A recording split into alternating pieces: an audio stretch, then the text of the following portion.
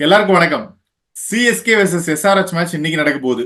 ஒரு பக்கம் சிஎஸ்கே வந்து ஒரே ஒரு தோல்வியோட இருக்காங்க, இன்னொரு பக்கம் எஸ்ஆர்எச் ஐபிஎல் ஹிஸ்டரியில வரலாறு படைச்சிருக்காங்க. இப்பேற்பட்ட ரெண்டு டீம்ஸும் கான்ட்ராஸ்டா இருக்கு, அப்படியே மோத போறாங்க.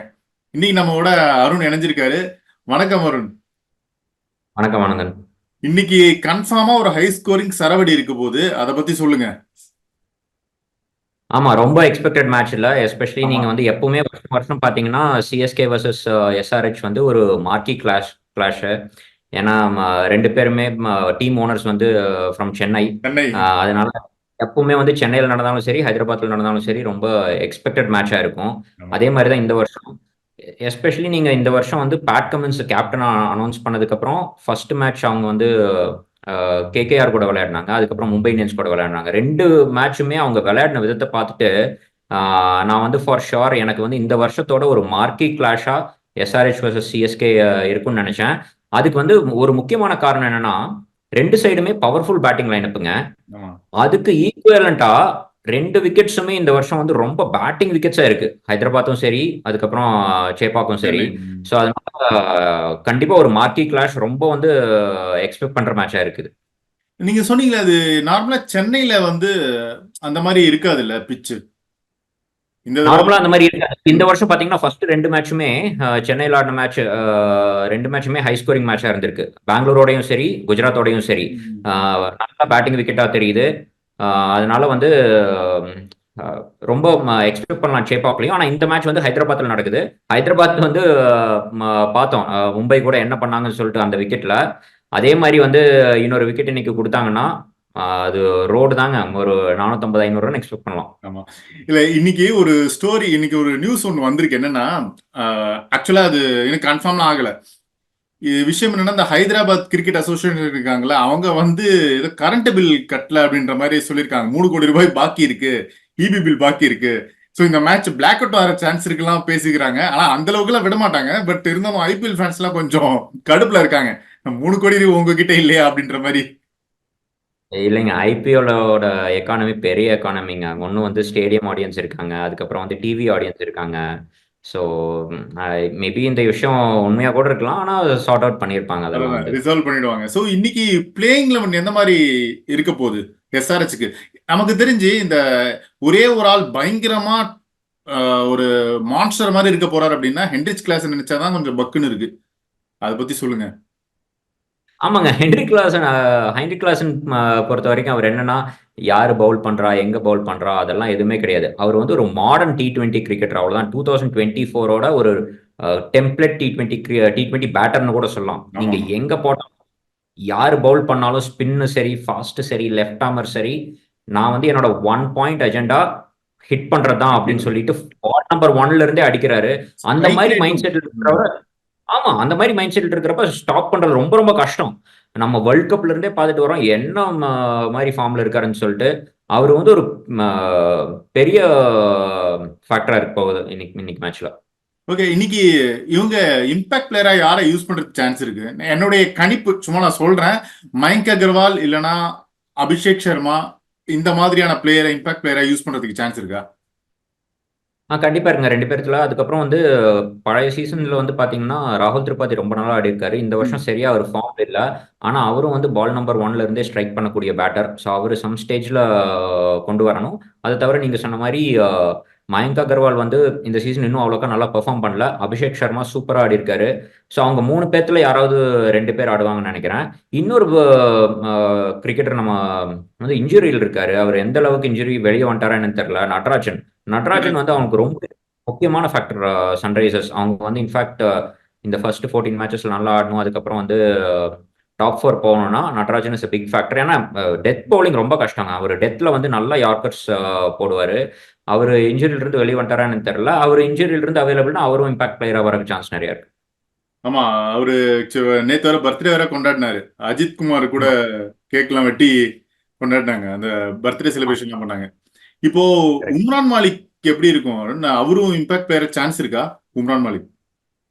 உம்ரான் மாலிக் பாத்தீங்கன்னா இந்த சீசன்ல ஏதோ அவரோட அக்யூரசி பேசலாம் கொஞ்சம் குறைஞ்ச மாதிரி தெரியுது. என்ன ரீசன் தெரியல. அதெல்லாம் ஒர்க் அவுட் பண்ணிட்டு வந்தாருன்னா நீங்க வந்து பேட் கமின்ஸும் டேனியல் விட்டோரி கோச்சும் ரொம்ப நல்ல மேனேஜர்ஸுங்க. அவங்க வந்து இண்டிவிஜுவல்ஸ்க்கு நிறைய கான்ஃபிடன்ஸ் கொடுப்பாங்க, பிளேயர்ஸ்க்கு நிறையா வந்து கான்ஃபிடன்ஸ் கொடுப்பாங்க, ஃப்ரீடமும் கொடுப்பாங்க. அந்த என்வாயன்மெண்ட்ல உம்ரான் மாலிக் மாதிரி ஒருத்தர் ஷைன் ஆகிறதுக்கு சான்ஸ் நிறைய இருக்கு. எஸ்பெஷலி பேட் கமின்ஸ் வந்து ஒரு ஃபாஸ்ட் பவுலிங் கேப்டன். அவருக்கு வந்து ஃபாஸ்ட் பவுலர்ஸோட இஷ்யூஸ் என்ன, ஸ்ட்ரென்த்ஸ் என்ன, வீக்னஸ் என்ன, அதெல்லாம் வந்து கரெக்டாக தெரிஞ்சு பேசக்கூடியவர். ஸோ அதனால உம்ரான் மாலிக் இந்த வருஷம் நல்ல சான்ஸ் இருக்கு. ஆனால் காம்படிஷன் ரொம்ப அதிகம். அந்த காம்படிஷன் யூஸ் பண்ணிட்டு அவரோட இடம் கிடைச்சுன்னா அந்த இடத்த வந்து தக்க வச்சுக்கிறதுக்காக நல்லா பவுல் பண்ணும். ஆனால் அவருக்கு எதிராக இருக்கிற ஒரே விஷயம் என்னன்னா, அவர் ஆடுற கிரவுண்டுங்க. அந்த கிரவுண்ட்ல நீங்க எவ்வளோ ஃபாஸ்ட்டாக என்ன போட்டாலும் அதை விட டபுள் மடங்கு ஃபாஸ்ட்டாக ஸ்டேடியம் விட்டு வெளியே போகும். அதை எப்படி கண்ட்ரோல் பண்ணி அவர் யூஸ் பண்றாருங்கிறது தான் அவரோட ஸ்கில் தெரியும். பார்க்கலாம். ஓகே. இப்போ சிஎஸ்கே உடைய பிளேயிங் லெவன் எப்படி இருக்கும்? மோஸ்ட்லி அவங்க சேஞ்ச் பண்ண மாட்டாங்க. சேஞ்ச் பண்ணா எந்த மாதிரி பண்றதுக்கு சான்ஸ் இருக்கு? இப்போ இவர் முஸ்தாபிஸ் அவைலபிள் இல்லைன்னு நியூஸ் வந்துட்டு இருக்கு. ஆமா. அவர் அவைலபிள் இல்லைன்னா அவருக்கு பதிலாக உங்களுக்கு வந்து இவரை முகேஷ் சௌத்ரி ஆட வைக்கலாம்.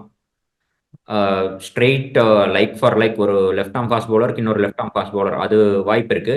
இல்லைன்னா இங்க வந்து ஏன்னா தோனிக்கும் சரி, சிஎஸ்கே மேனேஜ்மெண்ட்டுக்கும் சரி, இப்போ ருத்துராஜுக்கும் சரி, ஃபாஸ்ட் பவுலர்ஸ் கொஞ்சம் அதிகமாக பிடிக்கும். எஸ்பெஷலி நீங்கள் வந்து ஒரு 16th ஓவர்லேருந்து 20th ஓவர் வரைக்கும் போடுறதுக்கு ஃபாஸ்ட் பவுலர்ஸ் வேணும். ஸோ அதனால முகேஷ் சௌத்ரி எடுக்கலாம்.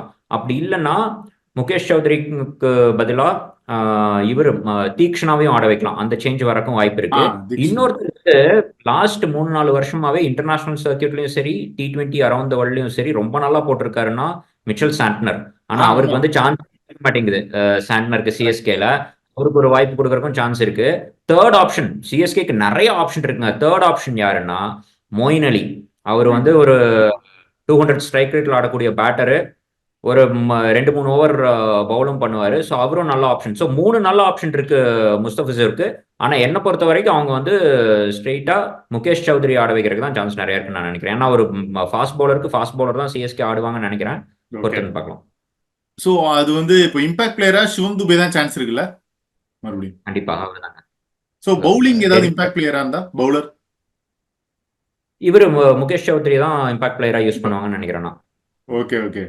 ஸோ நீங்க சொன்னீங்களா அந்த மிச்சல் சாண்டர், அதை பத்தி நம்ம வேற ஒரு வீடியோல விலாவரே பேசுவோம். சிஎஸ்கே அவரை சரியா யூஸ் பண்ணலையோ அப்படின்ற மாதிரி. ஆனா அதுக்கான தேவை கூட இல்லைன்ற மாதிரி தான் தோணுது. ஸோ பாப்பா, இன்னைக்கு உண்மையிலேயே இது ஹை ஸ்கோரிங் கேமா தான் இருக்க போகுது. உங்களுடைய கணிப்பு என்ன? இன்னைக்கு வந்து சப்போஸ் யார் ஃபர்ஸ்ட் பேட்டிங் பண்றாங்களோ அவங்களோட ஹை ஸ்கோரிங் லைக் ஃபர்ஸ்ட் எவ்வளவு ஸ்கோர் அடிப்பாங்கன்னு நீங்க நினைக்கிறீங்க? சன்ரைசர்ஸ் பேட் பண்ணா 220 230 உறுதி. உறுதி. அது கம்மியா. ஏன்னா டாப் ஹெட் அபிஷேக் சர்மா, அதுக்கப்புறம் மார்க்ரம், ஐன்ரிக் கிளாசன், பேட் கமின்ஸும் நல்ல ஹிட்டர் நீங்க பாத்தீங்கன்னா, சரிங்களா? சோ அதனால க்ளோத் லைன் அப் 1 to 8 வந்து நல்ல ஹிட்டர்ஸ் இருக்காங்க. யாராவது ஒருத்தருக்கு கிளிக் ஆயிட்டா கூட 200 உறுதியா வந்துடும். ஸோ அதனால ஷார்ட் 220 230 நான் நினைக்கிறேன். பார்க்கலாம்.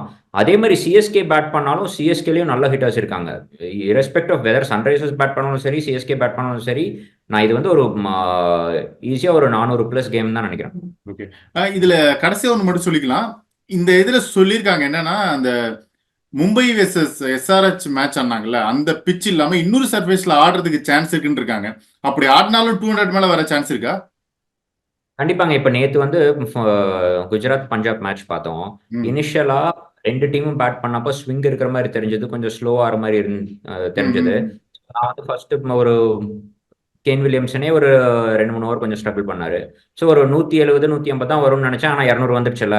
ஸோ இப்போ வந்து நீங்க 2024 T20 கிரிக்கெட் எப்படி ஆயிடுச்சுன்னா, நீங்க வந்து விக்கெட்டை ஈக்குவேஷன்ல இருந்தே வெளியெடுத்துறாங்க. எந்த மாதிரி விக்கெட் இருந்தாலும் ஒரு 160 170 வந்துருங்கிற மாதிரி. நீங்க அதே மாதிரி ஹைதராபாத்ல வேற விக்கெட்டா இருந்தா கூட அந்த அளவுக்கு வந்து டிஃபரன்ஸ் இருக்குமா என்னன்னு எனக்கு தெரியல விக்கெட்ஸ்ல.